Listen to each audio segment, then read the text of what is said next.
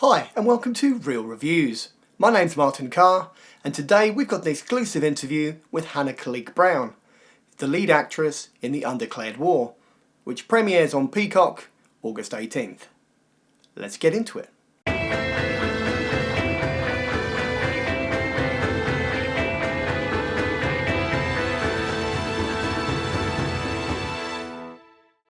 Sarah, for me, Sarah is very much the driving force of the show from the off. What was it about her that resonated to you personally? I'm really glad that you feel that she's a driving force. I think so much resonated with me about Sarah. I think first, the drive that she has really resonates with me. She expects a lot of herself, and she really likes to prove people wrong when she's underestimated. That's definitely something I can relate to. I find lots of satisfaction in that.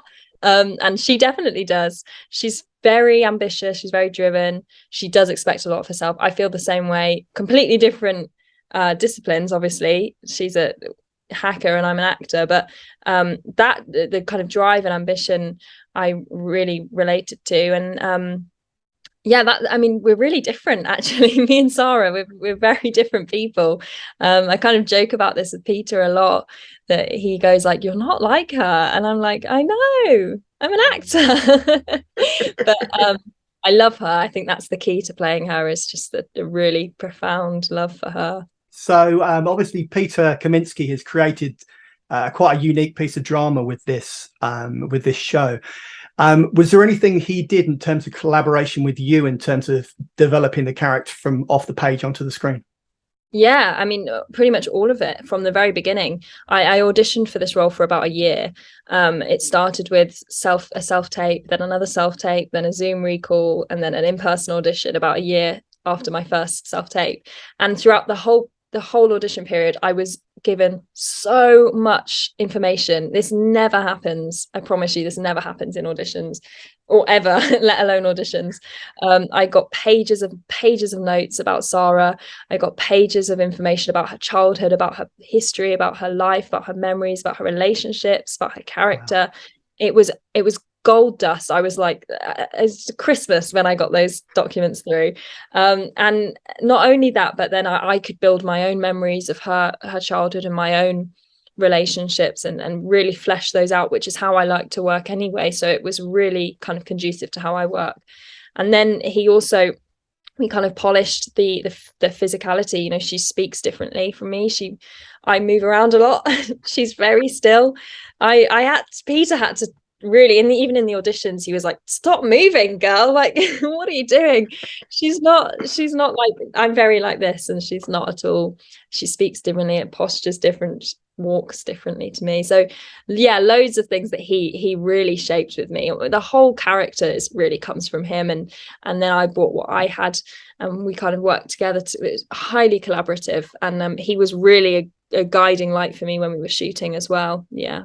Obviously, I think an important element of it is Sarah's cultural background. To what extent do you think that background will maybe shape the way that audiences connect to the show? I try not to think too much about what audiences will think, because it's a dangerous hole to fall into as an actor, especially as an actor who wants people to enjoy it and enjoy the performance. So I try not to think too much, but I hope that people will find it interesting, and that people will find the different kind of cultural questions that come up interesting. I mean, Sarah herself is probably the person who thinks about it the least. I mean, her brother and her partner both have problems with what she does for a living because of different cultural reasons, and Sarah is just so focused in on the puzzle and the work that she's often like muted to a lot of the political things that are going on around her. I hope people will be able to fall in love with her regardless of whatever preconceptions they might have of various different cultures, and be fascinated by this brilliant, young, complicated, flawed woman. And I hope that they are not too shocked at seeing a brilliant, complicated woman at the center of a story and not in the background or in the sidelines. I hope they warm to it. I was going to talk next about obviously the characters of John Yebeli. I've been arguing over how to pronounce this. John, Yebeli. and Danny Patrick in the show, obviously Simon and Mark. So they both come across as quite paternal to Sarah within the show.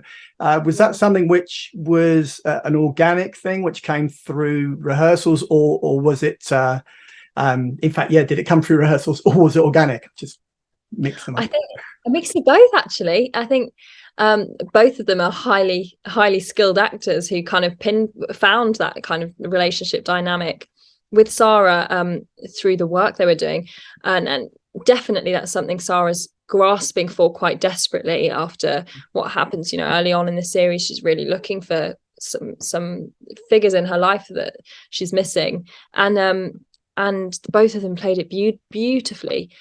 But also they are both, as actors and people, human beings, just some of the loveliest people I've ever met. And Simon is one of the kindest, most lovely, generous people I've ever met, and did really look after me as well as an actor.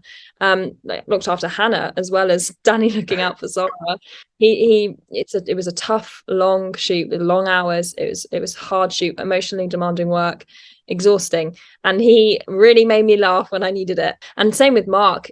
Mark's just, I can't even really put into words what an actor he is, because it's just insane how brilliant he is. But as a man, was just so kind and gentle and caring, and was so generous. And I know I got the chance to ask him so much about the work that we do and about acting, and took so many notes from him. And so it's a mixture, I think, of both them just being those kinds of people, and then the work that they did to find those character relationships. Right, Hannah, I think I've got literally time for one more question before the PR throws me out the room. No. It's a question I ask everybody, and it's completely off topic. Can you describe for me your perfect Sunday afternoon? Love this question. Brilliant. Okay, my perfect Sunday afternoon. I wake up, I don't care what temperature it is, but the sky has to be visible, blue sky. I go outside on a walk, got my music, got my headphones, find a park bench, listen to music for like 2 hours, take off the music, read my book, a piece of fiction for 2 hours, put the book down, listen to the birds for 30 minutes, go home, eat some pasta, watch a series and a movie, see a friend, go to bed.